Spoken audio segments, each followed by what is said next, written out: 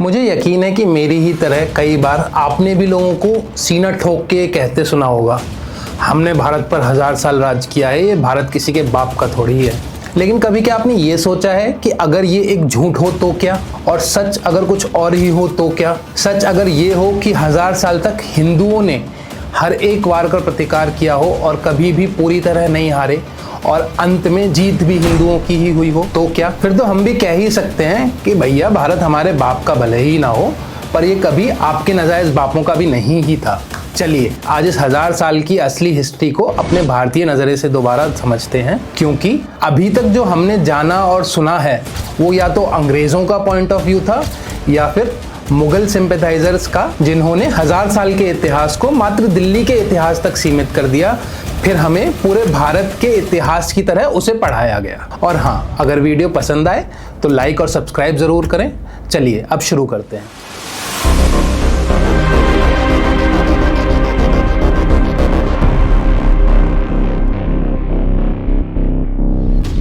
ये कहानी शुरू होती है 1712 ईस्वी से, जब मोहम्मद बिन कासिम, जो कि उमैयद कैलिफेट का एक जनरल था, वो सिंध में घुस आया। हालांकि अरेबिक इस्लामिक आक्रांता इससे 60-70 साल पहले से ही प्रयास कर रहे थे, पर यह उनका पहला सफल हमला था। ये बात तथ्यात्मक है कि सिंध उन्होंने कैप्चर कर लिया था।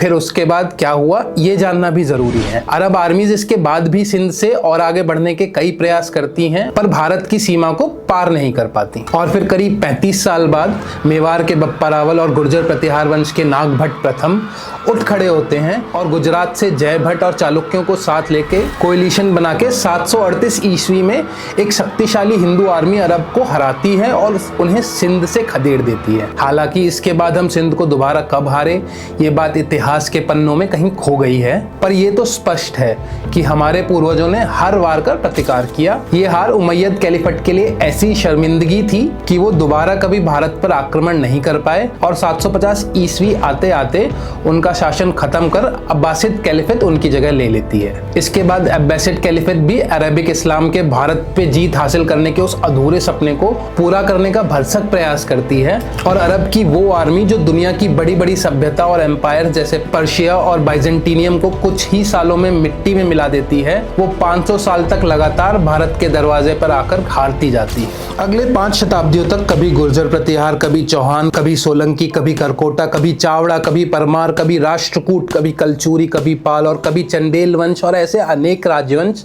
या तो कोएलिशन में मिलकर या अकेले ही पीढ़ी दर पीढ़ी 500 साल तक एक के बाद एक इन लगातार होते आक्रमणों के आगे दीवार बनकर खड़े रहते हैं। The Arabic Islam which टेरराइज्ड the entire world around it was conclusively defeated इन भारत।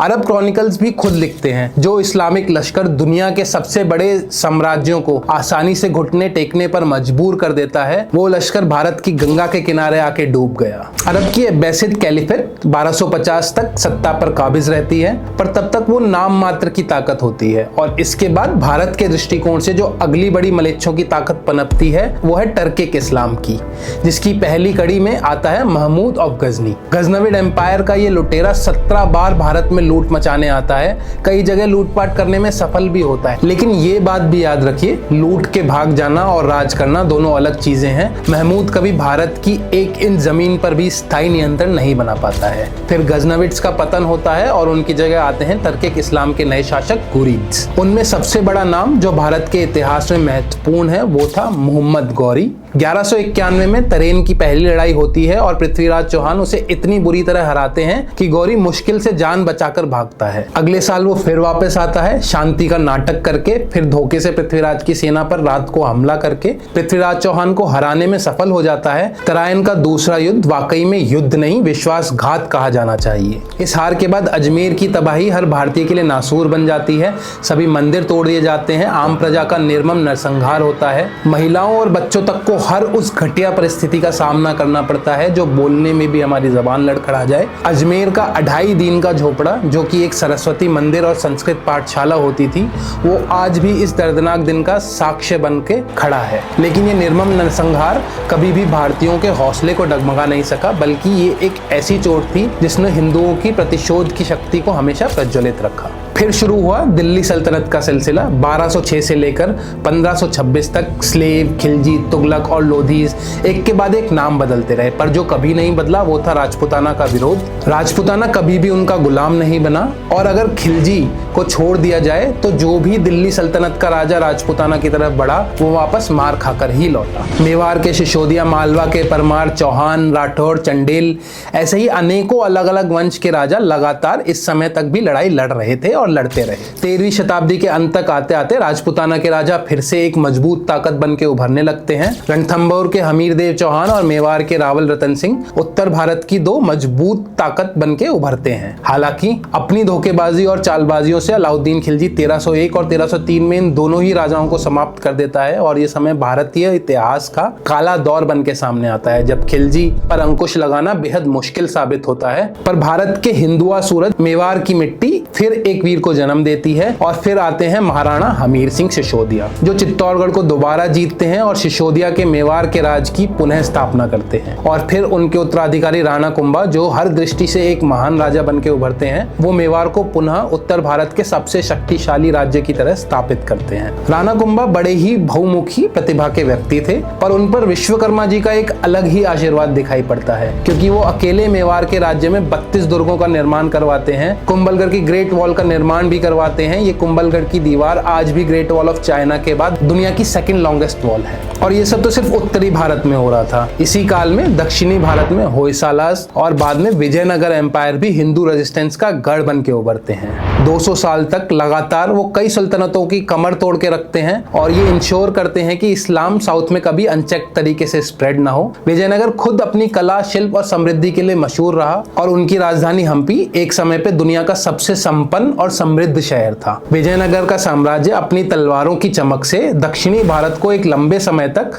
आक्रांताओं से बचा के रखता है। फिर 16वीं सदी की शुरुआत में आते हैं मेवाड़ के राणा सांगा। राणा सांगा दिल्ली के तथाकथित सुल्तान को 2 बार हराते हैं, और सुल्तान और उसके बेटे को करीब 6 महीने तक बंदी भी बना के रखते हैं, और वो पुनः हिंदुआ सूरज मेवाड़ को उत्तरी भारत के सबसे शक्तिशाली राज्य की तरह स्थापित भी करते हैं। जब बाबर दिल्ली के लोधियों को हराकर दिल्ली पर कब्जा करता है, तब होता है 1527 का राणा सांगा और बाबर के बीच का खानवा का युद्ध। इस युद्ध में पहली बार राजपूतों का सामना तोपों से होता है, और हाथियों से भरी राजपूतों की सेना में तोपों की आवाज की वजह से शुरुआती समय में काफी अफरा तफरी मच जाती है। पर फिर यहीं हमें देखने को मिलती है उन भारतीयों की, उन राजपूतों की वीरता की पराकाष्ठा। राजपूत सैनिक उन तोपों को नष्ट करने के लिए अपने सर तोपों में घुसा देते हैं, और उस युद्ध को फिर बराबरी पर लाके खड़े कर देते हैं। फिर पूरे दिन यह युद्ध कभी राजपूतों और कभी बाबर के पक्ष में झूलता रहता है। अंततः युद्ध का कोई निष्कर्ष नहीं निकलता, और दोनों तरफ से भयानक नुकसान होता है। इस युद्ध के बारे में बाबर भी अपने मेमोर में लिखता है कि उसने अपने पूरे जीवन काल में ऐसे वीर योद्धाओं का कभी सामना नहीं किया। इस युद्ध के 10 महीने बाद राणा सांगा का देहांत हो जाता है,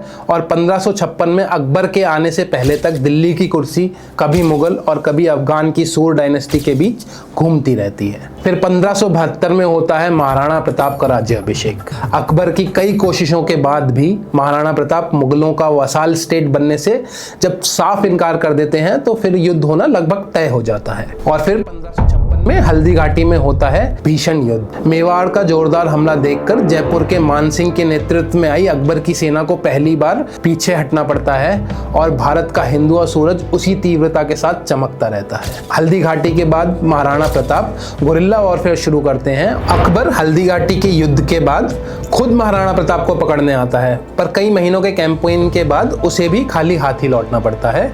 इसके बाद भी वो 3 और एक्सपीडिशन मेवाड़ भेजता है। उसका कोई भी जनरल महाराणा प्रताप के आसपास भी नहीं आ पाता, और 1582 में दशहरा के दिन शस्त्र पूजा के बाद महाराणा प्रताप दिवेर में मुगलों के कैंप को कुछ इस तरह नष्ट करते हैं और मुगल सेना का सर्वनाश कुछ इस तरह करते हैं कि प्रताप के जीते जी तो अकबर फिर कभी मेवाड़ की तरफ सेना भेजने की हिम्मत नहीं कर पाता। महाराणा प्रताप का ये शौर्य पूरे भारत के लोगों की हिम्मत ही नहीं बढ़ाता, बल्कि सबके दिल में एक आशा की किरण भी जगाए रखता है कि मुगल शासन अजेय नहीं है। हमें कई बार ये बात सुनने को मिलती है कि प्रताप हमेशा अकेले खड़े थे, पर यह भी बिल्कुल सत्य नहीं है। राजस्थान के कई अन्य राजा प्रताप के साथ थे।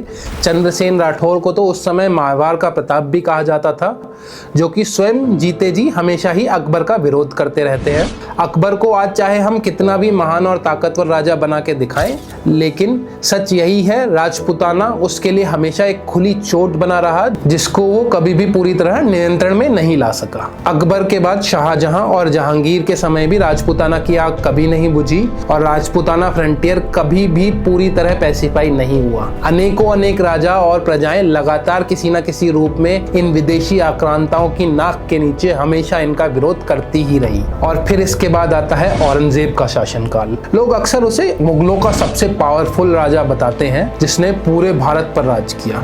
बट अगेन ये एक मिथ्या है, जिसे सच को छुपाने के लिए बुना गया है। अगर आप असल में उसकी जिंदगी पर ध्यान देंगे तो उसकी जिंदगी सिर्फ जंगों में ही निकल जाती है। औरंगजेब के ही समय दक्षिण भारत में शिवाजी महाराज ने मुगलों के खिलाफ अपनी प्रजा और पूरे भारतवर्ष के अंदर हिंदवी स्वराज का सपना जगाया। अपने हिंदू पद पातशाही के सपने के साथ जीने, उसी के साथ मर जाने वाले शिवाजी महाराज मुगल साम्राज्य के लिए हमेशा नासूर बने रहे। औरंगजेब को अपने पूरे जीवन में चारों तरफ से प्रतिरोध का सामना करना पड़ा। दक्कन से मराठा, शिवाजी, संभाजी, राजाराम, ताराबाई और फिर पेशवाज, इन सभी ने खुलकर औरंगजेब को चुनौती दी। असम के अहोम लचित बोरफुकन की कमांड में 1671 में सरायघाट में औरंगजेब की फौज की कमर बहुत बुरी तरह तोड़ते हैं। पंजाब के सिख्स गुरु तेग बहादुर और गुरु गोविंद सिंह के नेतृत्व में खालसा ने मुगलों को लगातार चुनौतियां दी। भरतपुर के जाट, गोकुला और चूरामन ने बार बार मुगल एरियाज को रेड किया। बुंदेलखंड के छत्रसाल ने ठीक मुगल साम्राज्य की नाक के नीचे अपना एक नया राज्य बनाया और कभी ना रुकने वाला राजपूताना यहाँ भी नहीं रुका। पहले जसवंत सिंह, सवाई मान सिंह और राज सिंह हमेशा किसी न किसी तरीके से औरंगजेब का विरोध करते रहे और औरंगजेब के अंतिम समय में दुर्गादास राठौर ने मेवाड़ के राज सिंह की मदद से अजीत सिंह को बचाया और मारवाड़ को हमेशा आजाद बनाए रखा। जब औरंगजेब मरा तब तक वो अपनी पूरी ट्रेजरी को खाली कर चुका था, अपनी फौज को बिल्कुल थका चुका था और अंततः बिना कोई जीत हासिल करे औरंगजेब की मृत्यु दक्कन में ही हो जाती है। उसके मरने के कुछ दशकों में ही मुगलों की ताकत वास्तव में सिर्फ दिल्ली के 50 किलोमीटर तक सीमित होकर रह जाती है। पेशवा बाजीराव मराठाओं का अपराजित योद्धा, मुगल शासन के ताबूत में आखिरी कील ठोकने का काम पेशवा बाजीराव ही करते हैं और 1740 तक मुगल साम्राज्य सिर्फ एक नाम भर रह जाता है। तो अब आप समझे असली कहानी क्या है। असली कहानी ये है, कासिम के सिंध में घुसने से लेकर औरंगजेब के मरने तक पूरे 1000 साल भारत ने लगातार फाइट बैक किया। 1000 साल तक हिंदू रेजिस्टेंस कभी नहीं रुका। हमारे पूर्वज कभी भी पूरी तरह कॉन्कर नहीं हुए, कभी भी प्रतिशोध और विरोध की आंख बुझी नहीं और इसीलिए भारत आज भी खड़ा है। असली कहानी 1000 साल के इस्लामिक रूल की नहीं, बल्कि असली कहानी है भारतीयों के और हिंदुओं के 1000 साल के अनब्रोकन रेजिस्टेंस की, और यही वो कहानी है जिसे हमें रिक्लेम करना है। जय हिंद, जय भारत।